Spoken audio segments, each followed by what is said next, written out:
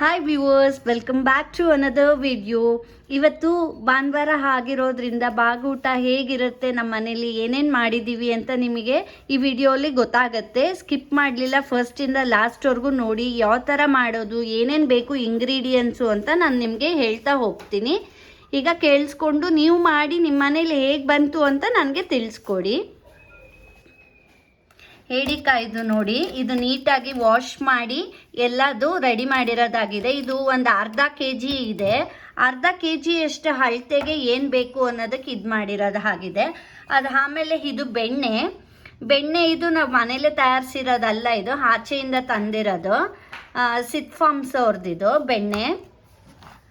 ಅದು ಆಮೇಲೆ ಕೊತ್ತಂಬರಿ ಇದನ್ನು ಆಮೇಲೆ ನಾನು ವಾಶ್ ಮಾಡ್ಕೊಳ್ತೀನಿ. ಬೆಳ್ಳುಳ್ಳಿ ಸ್ವಲ್ಪ ಜಾಸ್ತಿ ರೇಷಿಯೋದೇ ಹಾಕ್ತಾ ಇದ್ದೀನಿ. ಈರುಳ್ಳಿ ಚಿಕ್ಕ ಗಾತ್ರದ ಈರುಳ್ಳಿ 2 ತೊಗೊಂಡಿದ್ದೀನಿ. ಈ ಥರ ಸ್ಲೈಸಸ್ ಆಗಿ ಕಟ್ ಮಾಡ್ಕೊಂಡಿರೋದು ಆಗಿದೆ. ಇದೆಲ್ಲ ಆಮೇಲೆ ಇದು ಬಂದ್ಬಿಟ್ಟು ಗ್ರೀನ್ ಮೆಣಸಿನ್ಕಾಯಿ ನಾನು ಒಂದು 5 ಇಟ್ಕೊಂಡಿದ್ದೀನಿ. ಧನಿಯಾ, ಈ ಧನಿಯಾದ್ದು ಏನು ಮಾಡಬೇಕು ಅಂತ ಅಂದರೆ, ನಾವು ಇದಕ್ಕೆಲ್ಲ ಹುರ್ಕೋತೀವಲ್ಲ, ಅದಕ್ಕೆ ಧನಿಯಾ ಪೌಡ್ರ್ ಮನೇಲಿ ಮಾಡಿರೋದು ಆದ್ರೂ ಅದನ್ನೇನು ಹಾಕಿಲ್ಲ. ಇಷ್ಟ ಅಳತೆಗೆ ಧನಿಯಾ 1-2 ಸ್ಪೂನ್ ಇದೆ. ಇದು ಧನಿಯಾ, ಇದು ಕಲ್ಲು ಉಪ್ಪು, ರುಚಿಗೆ ತಕ್ಕಷ್ಟು ಉಪ್ಪು. ಮೆಣಸು ಸ್ವಲ್ಪ ಇದ್ರದ್ದು ಮಾಡ್ತಾರ ಕಾರಣಕ್ಕೆ ಮಕ್ಕಳಿಗೆ ಕೆಮ್ಮು ನೆಗಡಿ ಶೀತ ಆಗಿದ್ರೆ ಹೋಗುತ್ತಲ್ಲ, ಅದಕ್ಕೋಸ್ಕರನೇ ಅದಕ್ಕೆ ಮೆಣಸು ಒಂದು ಸ್ವಲ್ಪ ಜಾಸ್ತಿ ರೇಷಿಯೋಲೇ ಇಟ್ಕೊಂಡಿದ್ದೀನಿ ನಾನು. ಜೀರಿಗೆ ಕಡಿಮೆನೇ ಹಾಕ್ತೀನಿ, ಅದೇನು ಅಷ್ಟು ಹಾಕಿಲ್ಲ ನಾನು. ಒಂದು 1/4 ಟೇಬಲ್ ಸ್ಪೂನ್ ಅಂತ ಅನ್ಕೋಬೋದು ಅಷ್ಟೇ. ಅರಿಶಿನದ್ದು ಅಷ್ಟೇ ಇದೆ. ಇದು ನಮ್ಮ ಮನೇಲೆ ಮಾಡಿರೋದು ಅರಿಶಿನದ ಪೌಡ್ರು, ಹಾಗಾಗಿ ಚೆನ್ನಾಗಿದೆ. ಚಕ್ಕೆ ಲವಂಗ ಇಷ್ಟದ್ದು ಇಟ್ಕೊಂಡಿರೋದಾಗಿದೆ. ಲವಂಗ ಒಂದು 4-5, ಚಕ್ಕೆ ಒಂದಿಷ್ಟದು ಚಿಕ್ಕದಾಗಿ ಕಟ್ ಮಾಡ್ಕೊಂಡಿರೋದು. ಮತ್ತು ನಾನು ಇದನ್ನೇನು ಎಣ್ಣೆ ಹಾಕಲಿಲ್ಲ, ಬರೀ ಬೆಣ್ಣೆಲೇ ಮಾಡ್ತೀನಲ್ಲ, ಅದಕ್ಕೋಸ್ಕರ ಹೀಗೆ ಅದು ಇಟ್ಕೊಂಡಿರೋದು ಆಗಿದೆ ಮಾಡೋದಕ್ಕೆ ಅಂತ. ಎಣ್ಣೆ ಏನು ನೆಸೆಸಿಟಿ ಇಲ್ಲ, ಬೇಕು ಅಂದರೆ ಯೂಸ್ ಮಾಡ್ಕೊಳ್ಳಿ, ಇಲ್ಲ ಅಂದರೆ ಏನು ಬೇಡ. ಇಷ್ಟೇ ಬೇಕಾಗಿರೋ ಇಂಗ್ರೀಡಿಯೆಂಟ್ಸು. ನಾನು ಚೆನ್ನಾಗಿ ಇದನ್ನು ವಾಶ್ ಮಾಡ್ಕೊಂಬಿಟ್ಟಿದ್ದೀನಿ. ಕ್ರ್ಯಾಬ್ನ ವಾಶ್ ಮಾಡಿಕೊಂಡು ತೊಳೆದು ನೀಟಾಗಿ ಇಟ್ಕೊಂಡಿದ್ದೀನಿ. ಇಷ್ಟು ಬೇಕಾಗಿರೋದು ಒಂದು ಅರ್ಧ KG ಅಳತೆಗೆ ಮಾಡಬೇಕಾಗಿರೋದು ಇಷ್ಟು ಬೇಕು. ಇದ್ರ ಮೇಲೆ ಇನ್ನು ಯಾವ ಥರ ಯಾವ್ದು ಫಸ್ಟ್ ಹಾಕಬೇಕು ಏನು ಅಂತ ಎಲ್ಲ ಈ ವಿಡಿಯೋಲಿ ಗೊತ್ತಾಗುತ್ತೆ. ನೋಡೋಣ ಬನ್ನಿ. ನಾನೀಗ ಕಡಾಯಿ ಇಟ್ಟು ಸ್ಟವ್ ಹಂಚ್ಕೊಂಡಿರೋದು ಆಗಿದೆ. ಲೋ ಫ್ಲೇಮಲ್ಲೇ ಇಟ್ಟಿದ್ದೀನಿ. ಯಾಕಂದರೆ ಈಗ ಬೆಣ್ಣೆ ಹಾಕ್ತೀವಲ್ಲ, ಅದರದ್ದು ಮೆಲ್ಟ್ ಹಾಕಬೇಕಲ್ವಾ. ನೀರೇನು ಅಂಶ ಅದು ಇಲ್ಲ, ಫುಲ್ಲು ಡ್ರೈ ಆಗಿದೆ. ಈಗ ಬೆಣ್ಣೆದು ಹಾಕೋಣ, ಅದು ಮೆಲ್ಟ್ ಆಗಲಿ. ನೋಡಿ, ಮೆಲ್ಟ್ ಆಗಿದೆ. ಈಗ ನಾವು ಏನೇನು ಹಾಕ್ಕೊಂಡು ಹುರ್ಕೊಂಡು ಆಮೇಲೆ ಮಿಕ್ಸಿಗೆ ಪೇಸ್ಟ್ ಮಾಡ್ಕೋತೀವಲ್ಲ, ಅದಕ್ಕೋಸ್ಕರ ಕಾದಿರೋದು ಆಗಿದೆ. ಹಂಗಾಗಿ ಇವಾಗ ಇದು ಮೆಣಸಿನ್ಕಾಯಿ ಹಾಕೋಣ. ಮೆಣಸಿನ್ಕಾಯಿ ಹಾಕ್ಬಿಟ್ಟು ಒಂದು ಸ್ವಲ್ಪ ಹೊತ್ತು ಅದನ್ನು ಹೀಗೆ ಬಾಡ್ಸೋಣ. ಅದಾದಮೇಲೆ ಒಂದು ಹಾಕ್ಕೊಳ್ಳೋದ್ರದ್ದು ಆಗುತ್ತೆ. ಈ ಥರ ಮಾಡಿದ್ರೆ ಏನು ಇದರದ್ದು ಅಂದರೆ ನಿಮಗೆ ಹಸಿ ಸ್ಮೆಲ್ಲೆಲ್ಲ ಹೋಗಿರುತ್ತೆ, ಮತ್ತು ಟೇಸ್ಟ್ ಫುಲ್ ಚೇಂಜ್ ಆಗುತ್ತೆ ಈ ಥರ ಹುರ್ಕೊಂಡು ಮಾಡೋವಾಗ. ನಾನು ಅದು ಎಣ್ಣೆಲೂ ಮಾಡ್ತಾ ಇಲ್ಲ, ಬೆಣ್ಣೆಲಲ್ವಾ. ಸೊ ಹಾಗಾಗಿ ಚೆನ್ನಾಗಿ ಕಾದಿದೆ, ಮೆಲ್ಟು ಆಗಿದೆ ಅಲ್ವಾ. ಹಾಗಾಗಿ ಜೋರು ಹೈ ಫ್ಲೇಮಲ್ಲಿ ಇಟ್ಕೊಂಡೆ ಮಾಡ್ತಾ ಇದ್ದೀನಿ ನಾನು. ನೋಡಿ, ಬಿಟ್ಟ ಅಂತ ಹಾಕಬೇಕದು, ಅಂದರೆ ಅವಾಗ ಆಗ್ತಾ ಇದೆ ಅನ್ನೋ ಅರ್ಥ ಆಗುತ್ತೆ. ಅದಾದಮೇಲೆ ನೆಕ್ಸ್ಟದು ಏನೇನಿದೆ ಅದನ್ನು ಹಾಕೋಬಹುದು. ಚಕ್ಕೆ, ಲವಂಗ ಮತ್ತು ಇಟ್ಕೊಂಡಿದ್ದ ಮೆಣಸು ಎಲ್ಲನೂ ಹಾಕ್ಬಿಡ್ಬೇಕಾಗತ್ತೆ. ಚಕ್ಕೆ, ಮೆಣಸು ಇದು ಎಲ್ಲ ಹಾಕ್ಕೊಂಡು ಮಾಡಿರೋದು ಆಗಿದೆ ಅಲ್ಲ. ಅದು ಆಮೇಲೆ ಇವಾಗ ಏನು ಮಾಡೋಣ, ಎಲ್ಲ ಇಟ್ಕೊಂಡಿದ್ದೆಲ್ಲ ಪೂರ ಹಾಕ್ಬಿಡೋಣ ಒಂದೇ ಸಲ. ಕಲ್ಲು ಉಪ್ಪುದೂ ಹಾಕ್ಕೊಳ್ತಾ ಇದ್ದೀನಿ, ಮೆಲ್ಟ್ ಆಗುತ್ತೆ ಅನ್ನೋದಕ್ಕೋಸ್ಕರ. ಅದು ಆಮೇಲೆ ಬೆಳ್ಳುಳ್ಳಿ ಇಟ್ಕೊಂಡಿದ್ರಲ್ಲ, ಬೆಳ್ಳುಳ್ಳಿದು ರೇಷಿಯೋದು ಅದನ್ನು ಹಾಕ್ಬಿಡೋಣ. ಇದಕ್ಕೇನೆ ಬೆಣ್ಣೆನೂ ಹಾಕಿರೋದು ಸಾಕಾಗಿದೆ. ಜಾಸ್ತಿ ಹೊತ್ತು ಬಿಟ್ಟರೆ ಸೀದೋಗೋ ಚಾನ್ಸಸ್ ಆಗುತ್ತೆ. ಅದಕ್ಕೆ ಹಾಕಿದಾಗ ಆಮೇಲೆ ನೋಡ್ಕೊಂಡು ಬೇಗ ಎಲ್ಲನೂ ಬಾಡಿಸ್ಕೊಂಡು ಇಳಿಸ್ಬಿಡ್ಬೇಕು. ಅದೆಲ್ಲ ನಮ್ಮದು ರೆಡಿ ಆಗಿತ್ತಲ್ಲ, ಯಾವುದಾದ್ರದ್ದು ಬೇಕು ಅಂತ. ಈಗ ಹಾಗೆ ಬಿಡಲಿಲ್ಲ, ಇದನ್ನು ಚೆನ್ನಾಗಿ ಬಾಡಿಸ್ಕೋಬೇಕಾಗತ್ತೆ. ನೋಡಿ, ಒಂಚೂರು ತಳ ಹಿಡಿದಿಲ್ಲ, ಏನೂ ಇಲ್ಲ, ಹೇಗೂ ಇಲ್ಲ, ನೀಟಾಗಿ ಆಗಿದೆ. ಮತ್ತು ಕೊತ್ತಂಬರಿನ ತೊಳೆದು ಇಟ್ಕೊಂಡಿದ್ರಲ್ಲ ಆ ಕೊತ್ತಂಬರಿದು ಹಾಕೊಂಡ್ಬಿಡ್ಬೇಕು. ಈಗ ಇದನ್ನೇ ಬಿಡ್ಲಿಲ್ದಂಗೆ ಒಂದು 5ರಿಂದ 10 ನಿಮಿಷವರೆಗೂ ಬಾಡಿಸ್ಕೊಳ್ಳೋಣ. ಹಸಿ ಸ್ಮೆಲ್ಲೆಲ್ಲ ಹೋಗಿ ತಣ್ಣಗಾಗಿದ್ದಾದಮೇಲೆ ಮಿಕ್ಸಿಗೆ ಗ್ರೈಂಡ್ ಮಾಡ್ಕೊಂಡು ಪೇಸ್ಟ್ ಮಾಡ್ಕೊಳ್ಳೋದಾಗತ್ತೆ. ಇಷ್ಟು ಕಡಿಮೆ ಇಂಗ್ರೀಡಿಯೆಂಟ್ಸಲ್ಲಿ ಎಷ್ಟು ಬೇಗ ಸೂಪ್ ರೆಡಿ ಆಗುತ್ತೆ, ಕ್ರಾಬ್ ಸೂಪು.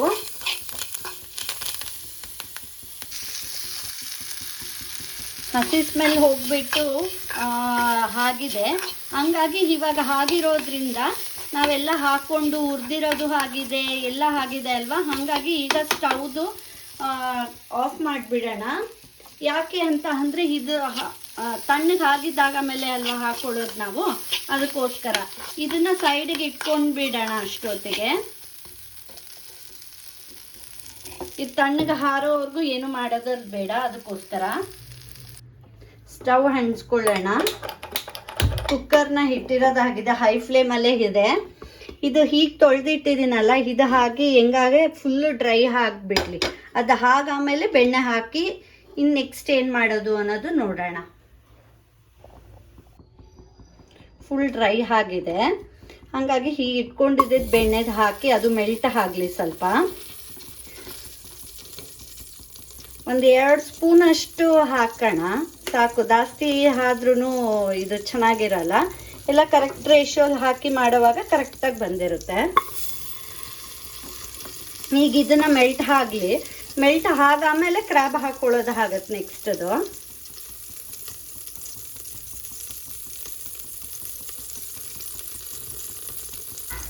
ನೋಡಿ ಮೆಲ್ಟ್ ಆಗಿದೆ ಇವಾಗ ಹಾಕಿರೋದು.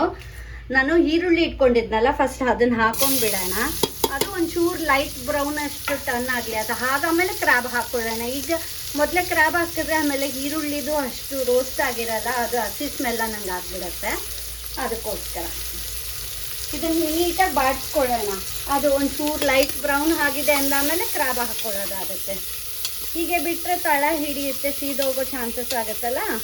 ಹಾಗಾಗಿ ಹೈ ಫ್ಲೇಮಲ್ಲೇ ಇಟ್ಕೊಂಡಿರೋದ್ರಿಂದ ಬೇಗ ಆಗಿಬಿಡತ್ತೆ. ಈ ಥರ ಬಾಡಿಸ್ತಾ ಇದ್ದರೆ ಸೀದೋ ಚಾನ್ಸಸ್ ಕಡಿಮೆ ಇರುತ್ತೆ. ಅದನ್ನು ಅವಾಯ್ಡ್ ಮಾಡೋದಕ್ಕೋಸ್ಕರ ಹಿಂಗೆ ಮಾಡೋಣ.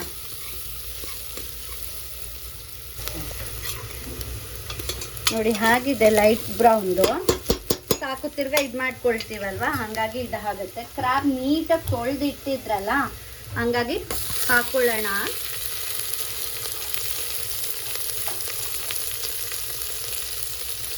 ನೀರಿನ ಅಂಶದ್ದೆಲ್ಲ ತೆಗೆದುಬಿಟ್ಟಿರೋದು ಆಗಿದೆ. ತೊಳೆದಿರ್ತೀವಲ್ಲ, ಅದ್ರ ನೀರಂಶ ಇರುತ್ತಲ್ಲ, ಅದಕ್ಕೋಸ್ಕರ ನಾನು ಹಂಗೆ ಎತ್ತಾಗ್ತಾ ಇಲ್ಲ, ಕೈಯಲ್ಲಿ ಸಪ್ರೇಟಾಗಿ ಹಿಂಗೆ ಇದು ಮಾಡ್ತಾ ಇರೋದಾಗಿದೆ. ಆ ನೀರು ಕುಡಿಯೋ ನೀರಲ್ಲೇ ತೊಳೆದಿರೋದು, ಆದರೂ ಬೇಡ ಅಂತ. ಯಾಕೆ ಅಂದರೆ ಇದರಲ್ಲೇ ಬಿಟ್ಕೊಳ್ಳುತ್ತಲ್ವ ನೀರು, ತಿರ್ಗಿ ಆಮೇಲೆ ಹಾಕೋದುವಾಗ ಲೆಕ್ಕ ಸಿಗಲ್ಲ. ಅದಕ್ಕೋಸ್ಕರ ಇವಾಗ ಇದನ್ನು 10 ನಿಮಿಷ ಲೋ ಫ್ಲೇಮಲ್ಲೇ ಇಟ್ಕೊಂಡ್ಬಿಟ್ಟು ಚೆನ್ನಾಗಿ ತಿರುಗಿಸ್ಬೇಕು. ನೋಡಿ ಚೆನ್ನಾಗಿ ಇದು ಮಾಡಿರೋದಾಗಿದೆ, ಬಾಡಿಸಿರೋದಾಗಿದೆ. ಈರುಳ್ಳಿನೂ ಅಷ್ಟೇ, ಅದು ಚೆನ್ನಾಗಿ ಬೆಂದಿದೆ. ಈಗ ನಾವು ಮಿಕ್ಸಿಗೆ ಹಾಕ್ಕೊಂಡು ಗ್ರೈಂಡ್ ಮಾಡ್ಕೋಬೇಕು ಅಂತ ಹೇಳಿ ಹಾಕ್ಕೊಂಡಿದ್ರಲ್ಲ, ಅದ್ರ ಪೇಸ್ಟ್ ರೆಡಿ ಆಗಿದೆ. ಅದನ್ನು ಹಾಕ್ಕೊಂಡು ಬಿಡೋಣ ಈಗ. ಯಾಕೆ ಅಂದರೆ ಕ್ರ್ಯಾಬಿಗೆ ಹಿಡಿಯುತ್ತೆ ಆವಾಗ. ಆ ಕ್ರ್ಯಾಬಲ್ಲಿ ಇರೋ ನೀರಿನಂಶ ಬಿಡುತ್ತಲ್ಲ, ಮತ್ತು ಈ ಮಸಾಲೆದು ಎಲ್ಲ ಹಿಡಿದಾಗ ಟೇಸ್ಟ್ ಫುಲ್ ಚೇಂಜ್ ಆಗುತ್ತೆ. ಅದಕ್ಕೋಸ್ಕರ ಯಾವುದು ನೀರು ಹಾಕೋದು ಬೇಡ.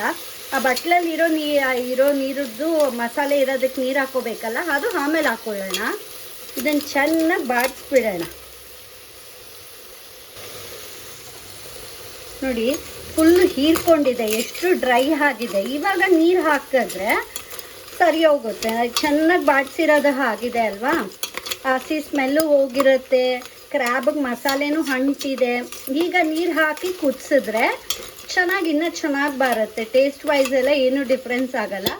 ಈಗ ನಾವು ಏನು ಮಾಡಬೇಕು ಅಂದರೆ ಇದರಲ್ಲೆಲ್ಲ ಮಿಕ್ಸಿಲೆಲ್ಲ ಗ್ರೈಂಡ್ ಮಾಡ್ಕೊಂಡಿದ್ದು ಬಟ್ಲಲ್ಲಿ ಇತ್ತಲ್ಲ, ಅದಕ್ಕೆಲ್ಲ ನೀರು ಹಾಕ್ಕೊಳ್ಳೋದು ನೋಡ್ಕೊಂಡು ಹಾಕಿ ಮಾಡಬೇಕಾಗತ್ತೆ. ಇದೇನು ಅರ್ಧ kg ಆಗಿರೋದಲ್ವ, ನಾನು ಒಂದು 3 ಗ್ಲಾಸ್ ಅಳತೆಲಿ ನೀರು ಹಾಕ್ತೀನಿ ಅಷ್ಟೇ. ಮತ್ತು ಲೋ ಫ್ಲೇಮಲ್ಲೇ ಇಟ್ಕೊಂಡಿದ್ದೀನಿ, ಆಗಲೇ ಎಲ್ಲ ಮಾಡಿರೋದಾಗಿದೆ ಎಲ್ಲ ಬಾಡಿಸಿ. ಇವಾಗ ಲೋ ಫ್ಲೇಮಲ್ಲೇ ಹಾಕ್ತಾ ಇದೆ. ಇವಾಗ ನೀರು ಹಾಕ್ಕೊಂಡು ಬಿಡ್ತೀನಿ. ಬನ್ನಿ, ಒಂದು 3 ಗ್ಲಾಸ್ ನೀರು ಹಾಕ್ಕೊಂಡು ಬಿಡ್ತೀನಿ. ನೋಡಿ ಇವಾಗ ಜಾರಲ್ಲಿ ಗ್ರೈಂಡ್ ಮಾಡುವಾಗ ಹಿತ್ತಲ ಮಸಾಲೆ ಅದರದ್ದು ಎಲ್ಲ ತೆಗ್ದು ಹಾಕ್ಬಿಟ್ಟಿರೋದು ಆಗಿದೆ. 1.5 ಗ್ಲಾಸ್ ಆಲ್ರೆಡಿ ಹಾಕಿದ್ದೆ. ಈಗ ಇನ್ನು ಮಿಕ್ಕಿದಿರೋ ಇದರದ್ದು ಅಳತೆದು ಹಾಕೊಳ್ತಾ ಇದ್ದೀನಿ. ಹಾಕಿದ್ದಾಮೇಲೆ ಇದು ಕುದಿಯೋವರೆಗೂ ನಾನು ಬಿಡ್ತೀನಿ. ಯಾಕಂದರೆ ಉಪ್ಪು ಖಾರ ಎಲ್ಲ ಇವಾಗಲೇ ನೋಡಬೇಕಲ್ಲ ಏನು ಡಿಫ್ರೆನ್ಸ್ ಆಗಿರುತ್ತೆ, ಎಷ್ಟು ಹೇಗೆ ಅಂತ. ಅದಕ್ಕೋಸ್ಕರ ಇದು ನೋಡಿ ನೀರು ಹಾಕಿರೋದು ನೀಟಾಗಿ ಇದರಲ್ಲಿ ಬೇಯ್ಬೋದು, ಕರೆಕ್ಟಾಗಿ ಆಗುತ್ತೆ. 3 ಗ್ಲಾಸ್ಗೆ ಹಾಕಿದಾಗ ಇದ್ರದ್ದಾಗತ್ತೆ. ಇನ್ನೊಂದು ಚೂರು ಬೇಡ, ತೀರಾ ಗಟ್ಟಿಗೆ ಮಸಾಲೆ ಸ್ವಲ್ಪ ಜಾಸ್ತಿ ಹಾಕಿದ್ದೀನಿ ಅಂದರೆ ನೀರು ಹಾಕೋವಾಗ ವ್ಯತ್ಯಾಸ ಆಗುತ್ತೆ, ಅಷ್ಟೇ ಡಿಫ್ರೆನ್ಸು. ಈಗ ನೋಡಿ ನಾನು ಹೀಗೆ ಮಾಡ್ತಾ ಇರೋದು ಏನಕ್ಕೆ ಅಂತ ಅಂದರೆ ಅದು ನೀರಲ್ಲಿ ಬೇಯಬೇಕಲ್ಲ, ಬೇಯೋಷ್ಟು ಇಲ್ಲ ಅಂದರೆ ಮತ್ತೊಂದು ಸ್ವಲ್ಪ ಬೆಂದಿರುತ್ತೆ, ಇನ್ನು ಮಿಕ್ಕಿದ್ದು ಬೆಂದಿರಲ್ಲ ಅನ್ನಂಗಾಗುತ್ತೆ. ಅದಕ್ಕೋಸ್ಕರ ಈಗ ಚೆನ್ನಾಗಿ ಕುದೀಲಿ. ಇರೋ ಮಸಾಲೆದು ಇದು ಎಲ್ಲ ಹಾಕಿದ್ದೀವಲ್ಲ, ಚೆನ್ನಾಗಿ ಕುದ್ದಾದ್ಮೇಲೆ ಉಪ್ಪು ಖಾರ ಎಲ್ಲ ಹೇಗೆ ಅಂತ ನೋಡೋಣ. ಲೋ ಫ್ಲೇಮಲ್ಲಿ ಇಟ್ಟಿದ್ದನ್ನ ಹೈ ಫ್ಲೇಮ್ ಮಾಡ್ಕೋತಾ ಇದ್ದೀನಿ ಈಗ, ಬೇಗ ಕುದೀಲಿ ಅನ್ನೋದಕ್ಕೋಸ್ಕರ. ಅದಾದಮೇಲೆ ಉಪ್ಪು ಖಾರದ್ರಲ್ಲಿ ಏನಾದರೂ ವ್ಯತ್ಯಾಸ ಆಗಿದೆಯಾ ನೋಡೋಣ ಕುದ್ದಾದ್ಮೇಲೆ. ಚೆನ್ನಾಗಿ ನೋಡಿ ಕುದ್ದಿದೆ, ಉಪ್ಪು ಖಾರ ಇದು ಎಲ್ಲ ನೋಡಿದ್ದೀನಿ, ಕರೆಕ್ಟಾಗಿದೆ. ಇವಾಗ ನಾವು ಲಿಡ್ ಕ್ಲೋಸ್ ಮಾಡಿಬಿಟ್ಟು ಒಂದು 3 ವಿಸಿಲ್ ಬರೆಸ್ಕೊಳ್ಳೋಣ. ನೋಡಿ ಎಷ್ಟು ಚೆನ್ನಾಗಿ ಕುದ್ದಿದೆ ಎಲ್ಲ, ನೋಡಿರೋದು ಎಲ್ಲ ಕರೆಕ್ಟ್ ರೇಷಿಯೋಲ್ಲ ಆಗಿದೆ. ಇವಾಗ ಲಿಡ್ ಕ್ಲೋಸ್ ಮಾಡಿ ವಿಸಿಲು ಹಾಕಿದ್ದೀನಿ. ಒಂದು 3 ವಿಸಿಲ್ ಬಂದ ಆಮೇಲೆ ಆಫ್ ಮಾಡಿ ಹೇಗೆ ಬಂದಿರುತ್ತೆ ಅಂತ ನೋಡೋಣ.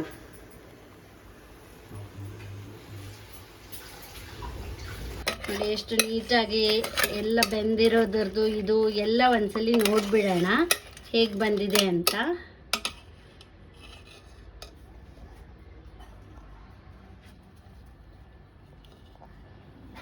ಎಲ್ಲ ಚೆನ್ನಾಗಿ ಬಂದಿದೆ. Crab soup ready to serve. ನೀವುಗಳು ಮನೇಲಿ ಟ್ರೈ ಮಾಡಿ ಹೇಗೆ ಬಂದಿತ್ತು ಅಂತ ಹೇಳಿ. ಇದು ಇನ್ಸ್ಟೆಂಟ್ ಮಾಡೋದು ಬ್ಯಾಚುಲರ್ಸ್ಗೆ ಇವ್ರಿಗೆ ಎಲ್ಲ ತುಂಬ ಇರುತ್ತೆ. ಚಿಕ್ಕ ಮಕ್ಳು ಯಾರಿದ್ದಾರೆ ಅವ್ರಿಗೆ ಕೋಲ್ಡು ಕಾಫ್ ಆಗಿದ್ರೆ ದೊಡ್ಡವ್ರಿಗೂ ಸಮೇತ ಹೋಗುತ್ತೆ. ಹಾಗಾಗಿ ನೀವುಗಳು ಟ್ರೈ ಮಾಡಿ ಹೇಗೆ ಬಂದಿದೆ ಅಂತ ನನಗೆ ಕಾಮೆಂಟ್ ಮುಖಾಂತರ ತಿಳಿಸಿ. ನಾನು ಮಾಡ್ತಾ ಇರೋ ವಿಡಿಯೋ ಎಲ್ಲ ನಿಮಗೆ ಇಷ್ಟ ಆಗಿದೆ ಅಂತ ಭಾವಿಸಿದ್ದೀನಿ. ಇಷ್ಟ ಆದರೆ ದಯವಿಟ್ಟು ಒಂದು ಲೈಕ್ ಮಾಡಿ, ಶೇರ್ ಮಾಡಿ, ಕಮೆಂಟ್ ಮಾಡಿ, ಸಬ್ಸ್ಕ್ರೈಬ್ ಮಾಡಿ. ನಿಮ್ಮ ಫ್ರೆಂಡ್ಸು ಫ್ಯಾಮಿಲಿ ಮೆಂಬರ್ಸ್ಗೆ ಎಲ್ಲರಿಗೂ ತಿಳಿಸ್ಕೊಡಿ. ಇದೇ ಥರ ನನಗೆ ಪ್ರೋತ್ಸಾಹ ಹೆಚ್ಚೋಕ್ಕೆ ನಿಮ್ಮ ಸಪೋರ್ಟ್ ಯಾವಾಗೂ ನಮಗೆ ಬೇಕಾಗುತ್ತೆ. ಇದೇ ಥರ ಸಪೋರ್ಟ್ ಮಾಡಿ ನನಗೆ. ನೆಕ್ಸ್ಟ್ ವಿಡಿಯೋಲಿ ನಿಮ್ಮನ್ನ ಭೇಟಿ ಹಾಕ್ತೀನಿ. Stay tune.